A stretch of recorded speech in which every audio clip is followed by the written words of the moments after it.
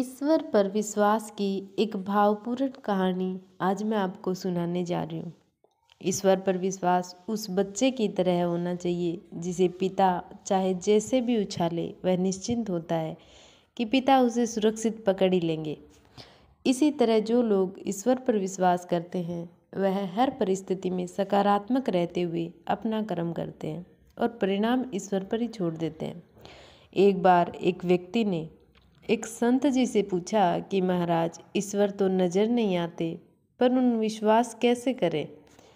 कृपया आप मुझे आसान शब्दों में इसका अर्थ समझाइए। संत मुस्कुराते हुए बोले, ईश्वर पर विश्वास वाईफाई की तरह ही होता है जो नज़र नहीं आता, लेकिन जब पासवर्ड सही लग जाता है तो कनेक्ट हो जाता है। ईश्वर पर विश्वास करने वाले सुख दुख हर परिस्थिति में उसका स्मरण करते हैं और उसकी शक्ति पर उनका विश्वास अटूट होता है। पढ़ें ईश्वर विश्वास।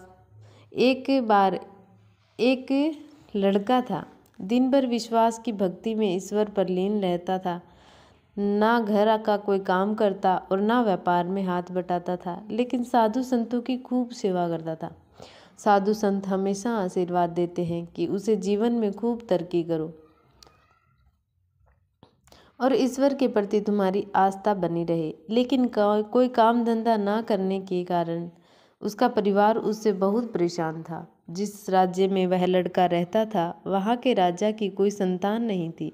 संतान प्राप्ति के लिए उसने बहुत से उपाय किए। एक बार उसे किसी ने बताया कि अगर वह किसी नौजवान की बलि देगा तो उसे अवश्य संतान की प्राप्ति होगी।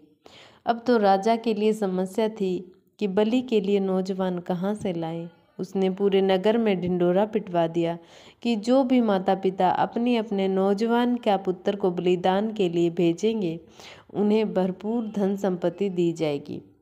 जब यह बात उस लड़के के परिवार को पता चली तो उन्होंने निश्चय किया कि हम अपने पुत्र को राजा के पास भेज देते हैं। वैसे भी यह हमारे किसी काम का तो है नहीं। सारा दिन ईश्वर की भक्ति और साधु संतों की सेवा में ही लगा रहता है।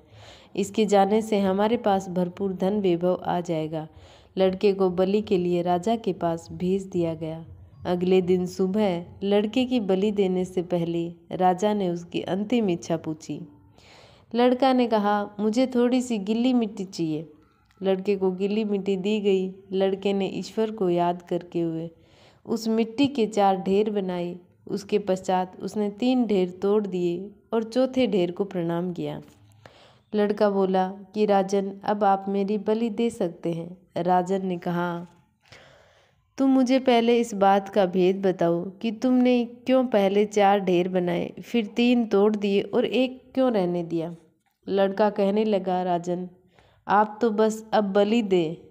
यह मेरी और मेरे ईश्वर के बीच की बात है, इसे रहने दें। राजा बोला, यह मेरा आदेश है कि आप बताओ तुमने 3 ढेर क्यों तोड़े और एक चौथा क्यों नहीं तोड़ा।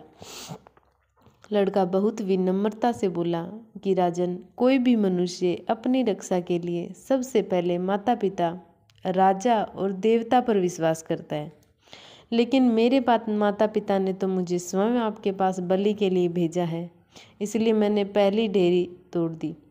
उसके पश्चात वह राजा से प्राण रक्षा के लिए फरियाद करता है, लेकिन यहाँ पर तो स्वयं राजा ही मेरी बलि दे रहा है, इसलिए मैंने दूसरी बलि भी तोड़ दी, दूसरी ढेरी भी तोड़ दी। फिर व्यक्ति देवता की ओर देखता है, लेकिन यहाँ पर तो देवता को ही बलि दी जा रही है, इसीलिए मैंने तीसरी ढेरी भी तोड़ दी, लेकिन अंतिम ढेरी उस ईश्वर पर विश्वास की है। मैंने अपने ईश्वर से कहा, मैं अपनी अंतिम सांस तक आप पर विश्वास करूंगा, इसीलिए मैंने चौथी ढेरी नहीं तोड़ी है। लड़के की बात सुनकर राजा को आभास हुआ कि यह लड़का तो बहुत ही ज्ञानवान है।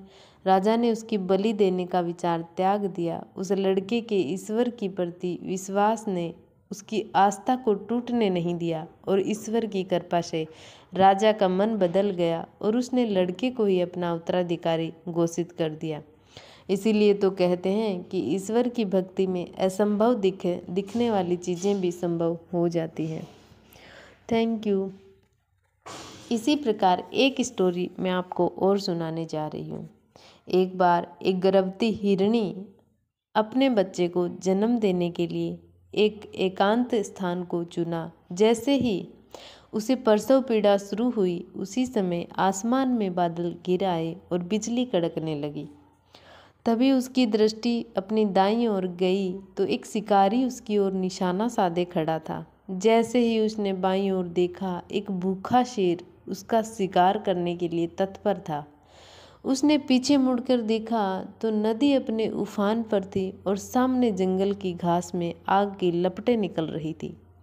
इस समय हिरणी दुविधा में फंसकर गई थी। उसने मन में कई प्रश्न एक साथ कौंध कर गए। क्या वह अपने बच्चे को जन्म दे पाएंगी? क्या शिकार उसका शिकार कर लेगा या फिर वह शेर का ग्रास बन जाएगी? क्या जंगल की आग उसे जला देगी या फिर कहीं उफनती नदी उसका काल तो नहीं बन जाएगी?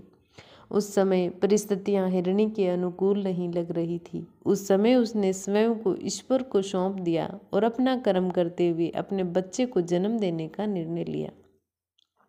ईश्वर की कृपा से जैसे ही शिकारी ने उस पर निशाना साधा, उसी समय तेज बिजली कड़की, जिससे शिकारी की आंखें चौंध गई और उसका निशाना चूक गया और वह सामने खड़े शेर को लग गया, जिससे शेर वहां से भाग गया।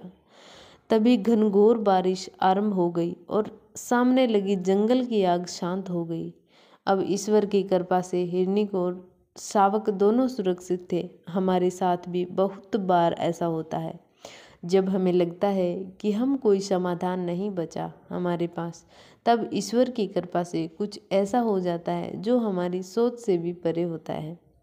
ईश्वर इसीलिए विश्वास व्यक्ति के उम्मीद की कारण को जगाए रखता है, जिससे वह कठिन परिस्थितियों में भी आगे बढ़ने के लिए लगातार प्रयत्नरत रहता है।